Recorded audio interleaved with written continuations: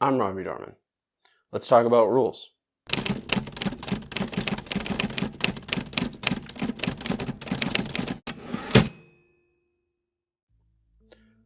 Follow the rules. I don't want... Stop. Let me explain. The rules are there for a reason. The rules of a language are there for a reason. I start with grammar because it can be difficult, even in this age of grammar software. English is a nonsense language full of rules that contradict themselves.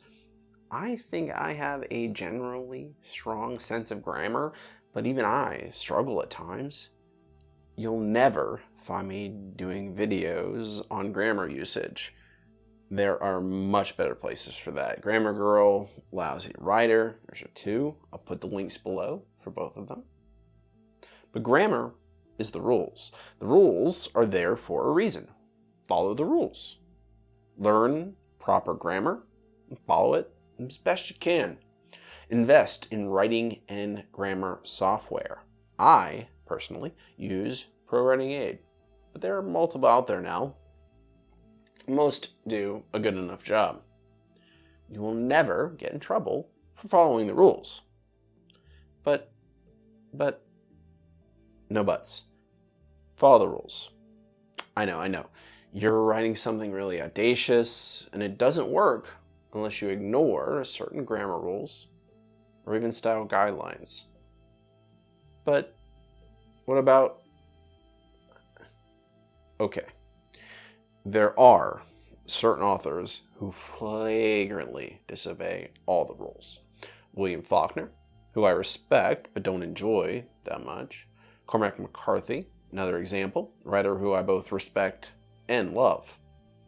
Blood Meridian by McCarthy is an American masterpiece, an important work, something I'd recommend everyone to read if you have the stomach for it. Let's look at a sample from Blood Meridian. It's early in the novel. You got a match? The kid searched his pockets and came up with a crushed and stained wooden box. The man took it from him. "Need a little tinder here," he said. He was crumbling the box and stacking the bits against the door. He struck a match and set the pieces alight. He pushed the little pile of burning wood under the door and added more matches. "Is he in there?" said the boy.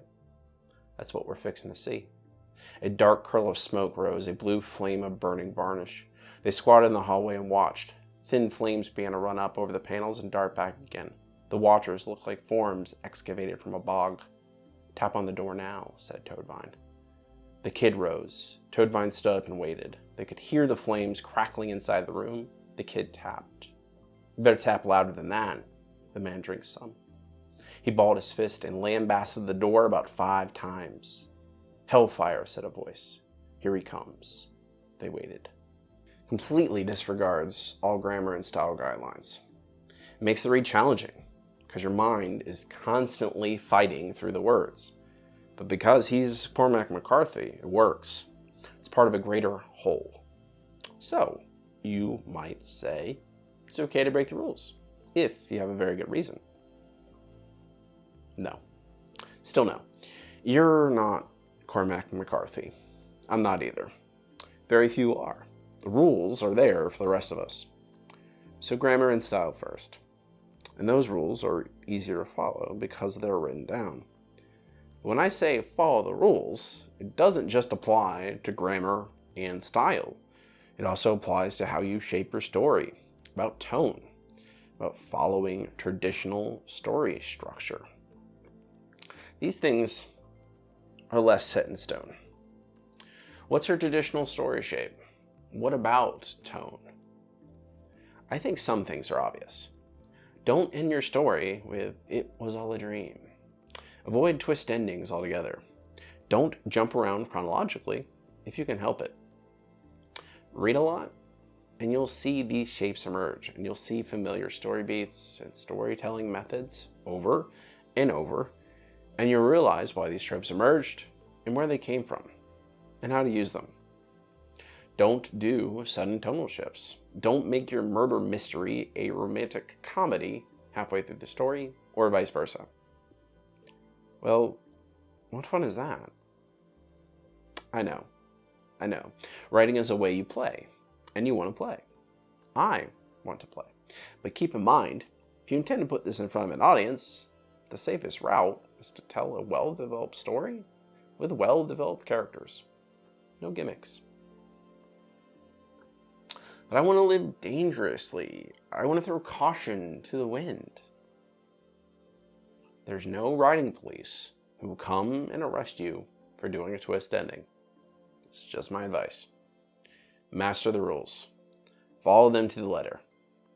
And after you've done that, you can start to bend them. Even break some of them. Slowly and surely, you can test the boundaries. You can bend the rules, go outside the bounds of suggested grammar and style guides. Take your stories in weird directions. Subvert expectations of tone and theme. And eventually, you can even break them. It's an old adage for a reason. You know the rules, and you respect them. When you break them, you know why. The why is vital here. It must be internalized, or you just have chaos. Intent is important. Knowing the rules, when to follow them, and when to not, is an important step on your path to mastery. So follow the rules till you don't need to anymore. I'm Robbie Dorman. If you enjoyed this video, give it a thumbs up. If you really liked it, click subscribe. Thanks for watching. And until next time, be seeing you.